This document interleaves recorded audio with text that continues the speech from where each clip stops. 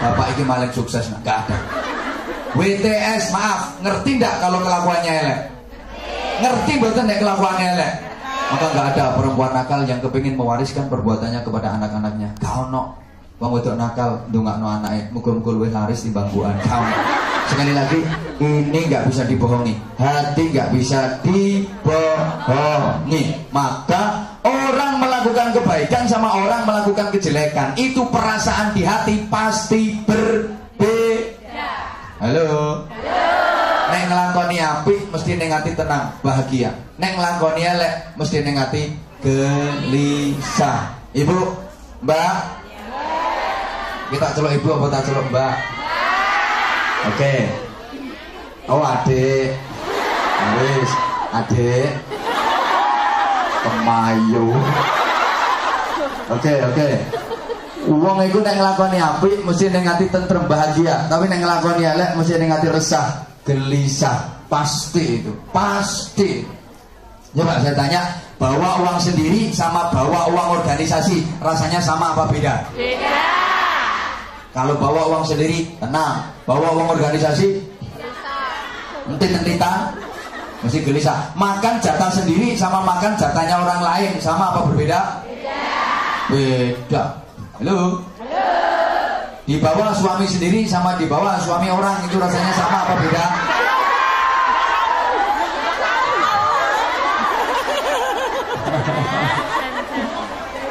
Halo. Halo.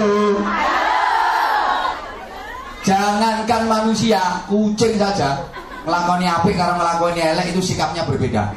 Perhatikan kucing, kalau yang dilakukan baik pasti dia tenang. Kucing makan pindang dikasih majikan. Saya bukan bermaksud membanding-bandingkan majikan dengan sampean. Jangan terlalu sensitif, Pak. Ada kucing dikasih pindang sama majikannya, resmi itu milik dia, di tempat biasa dia makan, pasti tenang dia makan. Mesti anteng, mangan iso khusyuk, ngalang-ngali sholatnya sampean. Karena sampean sholat gak pernah khusyuk. Lah wong enak-enak ruko diceluk majikan kewakilan itu. Sholat dengan majikan itu penting majikan.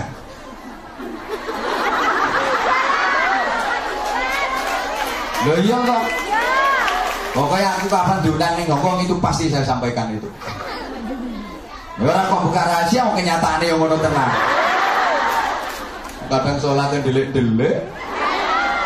Lah tak dongano muga-muga oleh majikan sing apik kabeh. Muga-muga sampeyan dadi majikan, majikannya dadi sampeyan.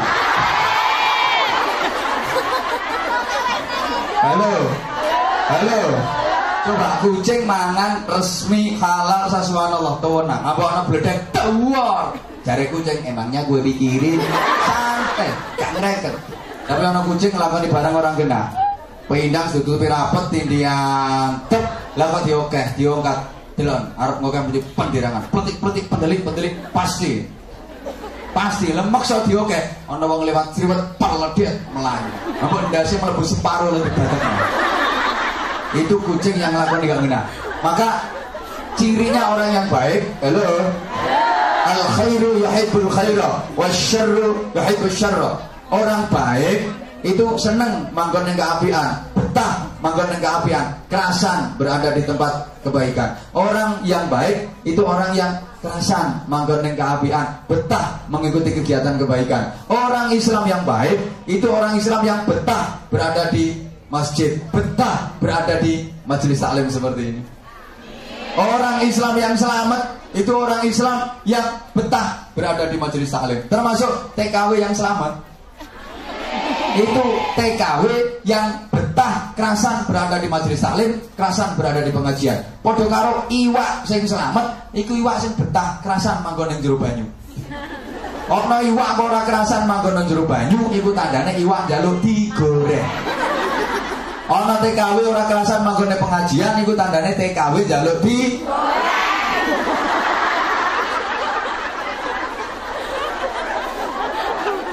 Ini kata Pak Konsul Kajari tadi kan akar 63 itu nggak bertambah.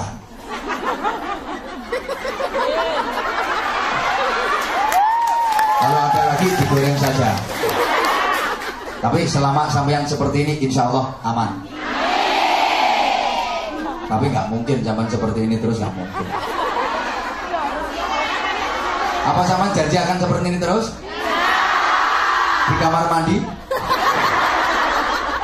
Ya enggak, artinya dalam kehidupan keseharian subhanallah aji ning rogo sarono. Insya Allah kalau pakaian-pakaian kayak gini kan Anda kelihatan lebih cantik. Benar. Semakin terhormat, anggun, berwibawa, dan tidak mudah digoda oleh lanangan. Ya iya. Emang bener yang kalau saya ngaji di daerah Indonesia sana, tak sampai no, dadi wong wedok supaya selamat coro jajan tiru lemper Nogosari. Rukun aman gak dirubung laler. Soalnya bungkusan rapet. Ojo tiru bikang. Wes sudah ngeloweh bisa dirubung laler. Bener. Rata-rata kasus-kasus pemerkosaan yang terjadi yang ada itu kesalahan dari pihak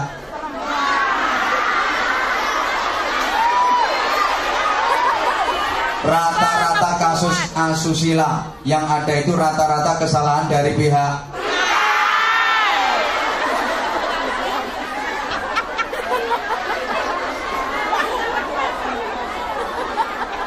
salahnya pakaian merangsang, menantang, bikin tegang.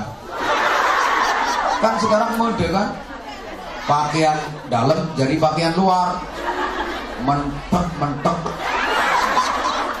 ngetok bawah pakai bupati buka paha tinggi roket daukur mefet selakangan, atas sekwilda menampakkan sekitar wilayah belian pakaiannya itu kayak gini, seret, ya Allah, sini Bromo, sini Galunggung, putu, ya Allah. Saya itu udah kadung dipanggil kiai, boh kiai temen boh enggak, tapi udah kadung dipanggil kiai, yo saya rodok no. Lah sering kelihatan kayak gitu, ya Allah, bener. Kulo niku lek ngertos ngoten niku masya Allah, yo seneng jadi.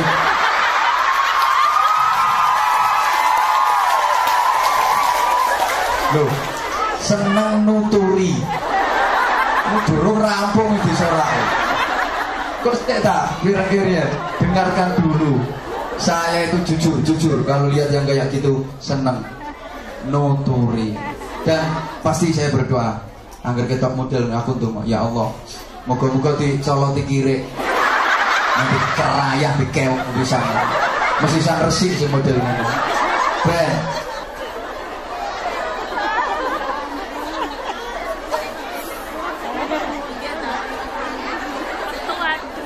halo, hati, fuadun. Ya, sekarang saya kirim pemahamannya.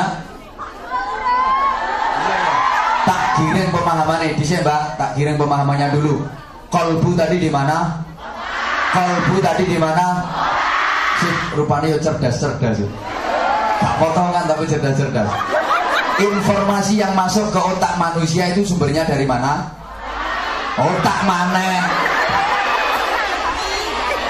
Informasi yang masuk ke otak kita itu sumbernya dari mata dan telinga. Dari mata dan apa yang dilihat mata, apa yang didengar telinga masuk ke dalam otak. Ditimbang-timbang oleh otak, kemudian turun ke hati, tertanam di hati, muncul secara spontan jadi perilaku. Saya ulang. Apa yang dilihat mata, apa yang didengar telinga, itu masuk ke otak. Ditimbang-timbang oleh otak, turun ke hati, tertanam di hati, muncul spontan jadi perilaku, jadi akhlak. Maka perilaku, akhlak, moral, karakter itu tergantung apa yang masuk dan tertanam di hati. Kalau yang masuk dan tertanam di hati baik, maka muncul jadi perilaku baik. Tapi kalau yang masuk dan tertanam di hati jelek, muncul jadi perilaku gampangannya gaya contoh seperti sering saya sampaikan, ketika kita bersin diucapkan apa? Alhamdulillah. Itu karena memang yang masuk dan tertanam di hati kita Allah Maka begitu spontan keluar, alhamdulillah. Yang diucapkan pasti baik. Tapi maaf, kadang kan ada orang yang bersin itu yang diucapkan bukan alhamdulillah, bukan menyebut nama Allah, tapi malah nama-nama makanan. Wakeh ngono. Bakso, soto, es teh, ada wajib. Itu maaf, berarti yang masuk dan tertanam di hatinya adalah departemen perbadokan. Ini spontan kok, spontan, bener spontan. Iya, kita lagi jalan, kaki terantuk batu, sikil kesandung batu, jebret, innalillah, masya Allah, ya Allah. Ini memang yang masuk dan tertanam di hati kita Allah, maka metune apik. Tapi kadang ada orang yang lagi jalan kesandung, jebret, yang diucapkan malah nama-nama binatang. Pokoknya kewan sikil papat yang metu kabeh. Itu berarti kelakuannya kelakuan binatang.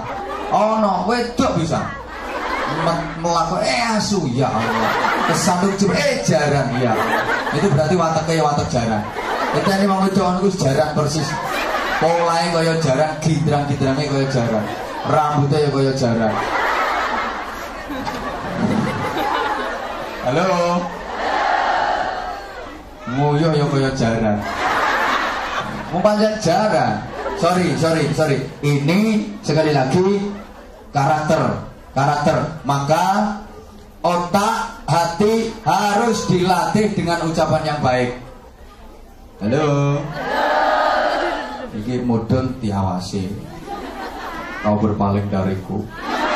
Otak, hati harus dilatih. Latihannya dengan ucapan-ucapan yang baik. Bukankah ucapan yang baik itu menentukan akhir hayat seseorang? Man kana akhiru kalamihi la ilaha illallah dakhalal jannah. Barang siapa yang akhir ucapannya di dunia itu adalah kalimat tauhid, la ilaha illallah, maka dia akan masuk surga.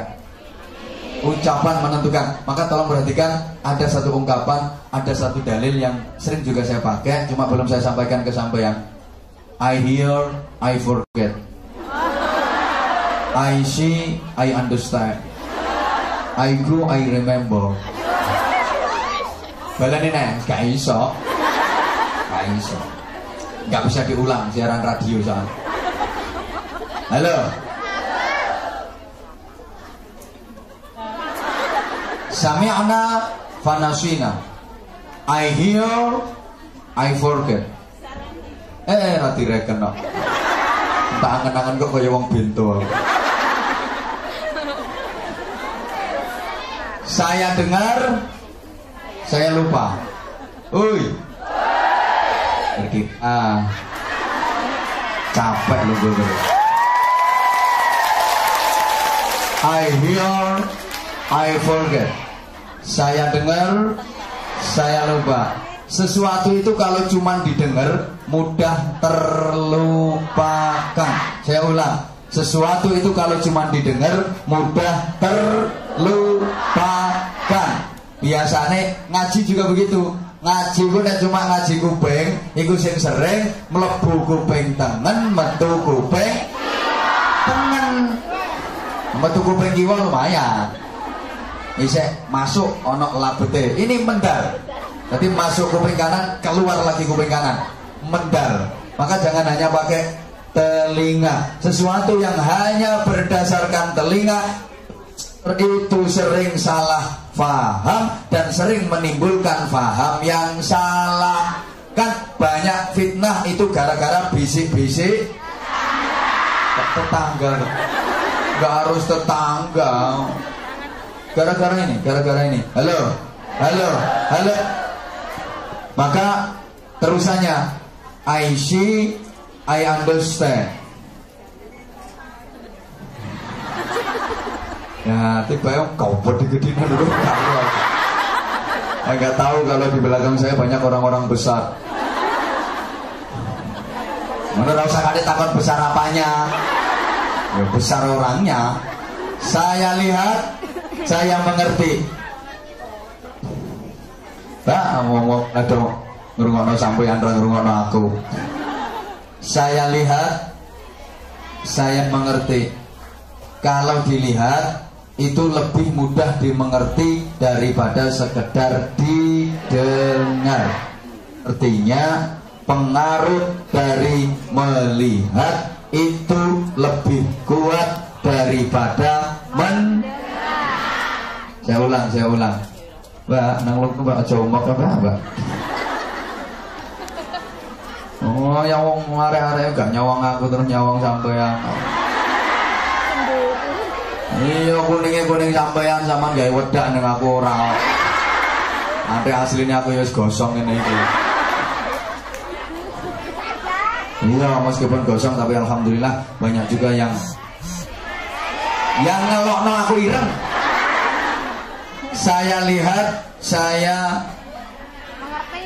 mengerti. Kalau dilihat itu lebih mudah dimengerti. Mulane setitik ngaji itu daripada sekedar ngrungokno ngangge kuping, lebih cepet masuk ke otak yang langsung dibaca. Membaca itu pengaruhnya lebih kuat daripada mendengar. Maka hati-hati menggunakan mata. Apa yang dilihat oleh mata masuk ke otak, ditimbang oleh otak, turun dalam hati. Kemarin sempat saya sampaikan, halo, mata kalau benar penggunaannya, subhanallah, pahalanya luar biasa. Ada dua mata yang kelak di akhirat tidak akan pernah tersentuh api neraka, gak akan pernah terjamah api neraka, gak akan pernah terbakar api neraka. Kalau penggunaan mata itu baik. Satu, mata yang sering digunakan untuk menangis karena takut kepada Allah, menangis karena menyesali dosa yang pernah diperbuat. Dua, mata yang digunakan untuk melihat dan menyaksikan kebesaran Allah SWT, diambil hikmahnya. Juga mata yang digunakan untuk baca Quran, baca kitab, baca buku-buku ilmu yang manfaat. Pokoknya mata yang digunakan untuk melek ngaji. Kayak ini mulane yang ngaji melek. Halo? Sing merem tolong jongkrokno pisan. Ngeruweti. Merem niku nulari kok. Yang paling kuat adalah I remember. Saya kerjakan, saya teringat. Saya ulang, saya kerjakan, saya teringat.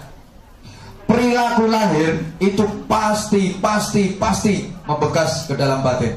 Ketika kita lakukan, kita pasti akan selalu teringat. Bahkan, tolong perhatikan, apapun yang direkam oleh otak kita itu tidak pernah hilang, hanya tertindih oleh kepentingan sesaat dan suatu ketika bisa muncul kembali. Halo?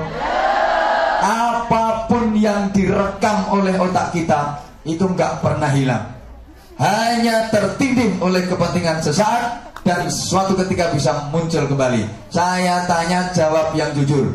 Mbak yang hadir di sini dulu pernah naksir seseorang? Pernah naksir seseorang? Tapi nggak kesampaian? Kasihan. Saya juga pernah, jujur.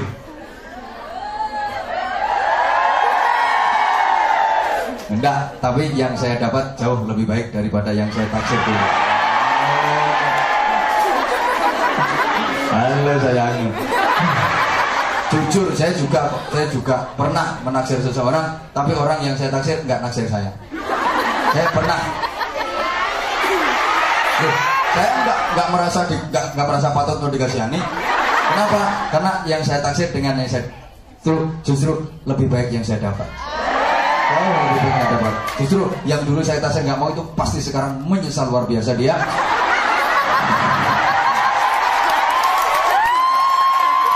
Loh, jujur, namanya orang dalam urusan itu saya pernah dikecewakan, mengecewakan apalagi.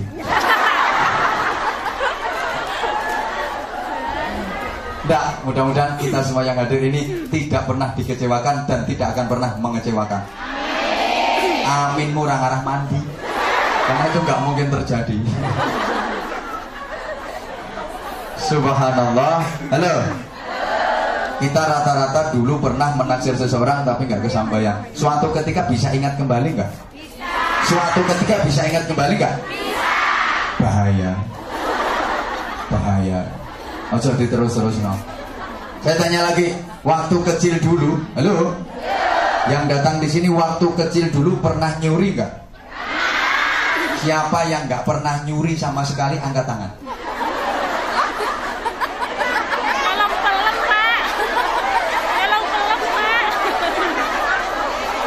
Siapa yang nggak pernah nyuri angkat tangan? Waktu kecil dulu. Pak Hari dulu pernah nyuri. Orang sekarang jadi konsul-konsul di KBRI itu dulu kecilnya pasti pernah nyuri. Wah, aku biar tahu kok. Lu jujur toh? Pernah. Nyuri apa? Rahasia. Nanti nyeritakno kenakalannya nggak ditiru bocah-bocah. Subhanallah, pernah. Yang bos saya kok iso dadi kiai aku dhewe ora dunung ya. Pernah. Dan satu ketika pasti itu akan muncul kembali, ingat kembali. Maka hati-hati memasukkan informasi ke otak kita. Hati-hati, harus dilatih dengan pertama ucapan yang baik. Falyaqul khairan aw liyasmut. Ucapkan yang baik. Kalau nggak bisa mengucapkan yang baik, lebih baik diam. Halo. Jemaah sekalian yang saya hormati rahimakumullah. Falyaqul khairan. Ucapkan yang baik. Ucapan yang baik itu ucapan yang manfaat. Ucapan yang manfaat dan diperlukan. Kalau nggak manfaat, nggak diperlukan, nggak usah ngucap, nggak usah ngomong. Ngone kakean malah salah. Coba yang punya anak. Misalnya ketika zaman punya anak nakal, yang zaman ucapkan apa? Bocah kurang ajar. Ngono to? Hei. Bocah kok nakal, bocah kok kurang ajar, anak nakal, anak kurang ajar. Dengan sampean ucapkan anak nakal, anak kurang ajar, kira-kira nakalnya, kurang ajarnya waras napa mboten? Malah dadi. Malah nemen padha karo sampean dongakno. Anak kurang ajar. Pas ana malaikat amin. Anak kurang ajar temen iku dongane sampean. Apalagi ibu-ibu iku biasanya rada merawat ning anak. Ibu-ibu iki lho. Rada merawasno, sing wis ibu, sing mbak belum. Yang sudah ibu biasanya merawasno. Kenapa? Marah sama suami, mantul sama suami, gak berani. Akhirnya anak sing dimusuh. Itu rahasia perempuan seperti itu memang. Nang wong lanang mantul gak wani, anak sing dimusuh. Subhanallah. Kadang anak bocah kualat. Ya Allah, kena kualat temen mandi ucapannya sampean dhewe. Lah nek anak sampean kualat berarti sampean mbok-mbokane. Nah, sampean meteng iku berarti gembel wong. Sampean manak nguweden kuwi yang ngetokno wong. Nah, sampean gerangane wong kualat. Janganlah, jangan seperti itu. Coba ketika anak nakal zaman astagfirullah, subhanallah, ya Allah, kira-kira jadi marah enggak? Hah? Gak kira ana wong marah karo zikir. Ketok anak kok subhanallah. Yakin gak mungkin. Gak mungkin jadi marah. Wis sampeyan nggo sapu ya, nggo sapu, kadang mbok seblek anakmu. Misale wis Yus pokoknya sing apil lah, apa subhanallah, apa Allahu Akbar. Nek Allahu Akbar kok kaya ate nglawan setan ya sama. Ya ojo terlalu Allahu Akbar lah. Niku kaya tani arep mateni wong kafir ae. Lha nek nganten anyar. Oh. Nganten anyar gak apa-apa. Dalam kamar Allahu Akbar. Biar mertua dengar wah lagi sholat. Allahu Akbar. Dipikir sholat padahal ya sholat. Ya, padahal sholat gitu. Nenek musuh anak ya Allahu Akbar. Ya Allah. Astagfirullah, subhanallah. Andaikan itu memukulnya bukan karena nafsu. Andaikan terpaksa kok nyebles tenang, itu nyeblesnya bukan karena nafsu dan tidak ditunggangi setan. Karena setan gak mungkin barengi wong sing zikir. Iya, andaikan terjadi. Tapi insya Allah ketika yang kita ucapkan astagfirullah, masya Allah, ya Allah, mungkin jadi marah. Gak mungkin jadi marah. Saya ngomong-ngomong, marah itu boleh apa enggak? Marah itu boleh apa enggak? Boleh. Oke. Kalau boleh tolong tunjukkan saya perda mana yang memperbolehkan orang marah. Perda mana yang memperbolehkan orang marah? Halo. Kalau ayat Quran ayatnya mana? Kalau hadis hadisnya yang mana? Saya kepengen tahu. Tegas iya, kalau marah enggak. Yang ada itu wal kadhiminal ghaidha wal 'afina 'anil nas. Kan seperti itu. Orang yang bertakwa itu siapa sih? Orang yang mampu menahan amarahnya dan mudah memaafkan orang lain. Ya. Niku ayatnya wasari'u ila maghfiratin min rabbikum wa jannatin 'arduha as-samawati wal ardu u'iddat lil muttaqin. Siapa itu muttaqin? Alladzina yunfiquna fis sarra'i wad dharra'i wal kadhimina al ghaidha wal 'afina 'anil nas. Orang takwa itu orang yang mampu menahan amarahnya dan mudah memaafkan orang lain. Mampu menahan amarah. Berarti marah itu tidak boleh. Halo? Di ayat lain, wasyabirina fil ba'sa'i wad-dharra'i wa hinal ba's. Orang-orang yang mampu mengendalikan diri di setiap menahan amarahnya di setiap kesulitan, kesempitan, penderitaan. Wassabirin, orang-orang yang mampu bersabar fil ba'sa wa dharra wa hinal ba's, dalam keadaan kesulitan, kesempitan, berbagai macam penderitaan. Sabar, sabar dan sabar. Lawannya sabar adalah marah. Halo. Di hadis yang lain lebih tegas Rasulullah menyatakan la taghdab walakal jannah. Jangan marah, maka bagimu surga. Jangan marah, maka bagimu surga. Kalau marah, bagimu neraka. Berarti marah boleh apa enggak? Boleh apa enggak? Alhamdulillah, langsung berubah. Belum setengah menit sudah berubah. Tadi boleh, sekarang enggak. Ini bukan berarti pelit-pelan, enggak. Bukti bahwa sampean itu cerdas. Cerdas nih roke. Enggak boleh. Maka kalau mau marah, tolong ucapkan kalimah-kalimah thayyibah. Maka nanti insya Allah nggak akan jadi marah, nggak akan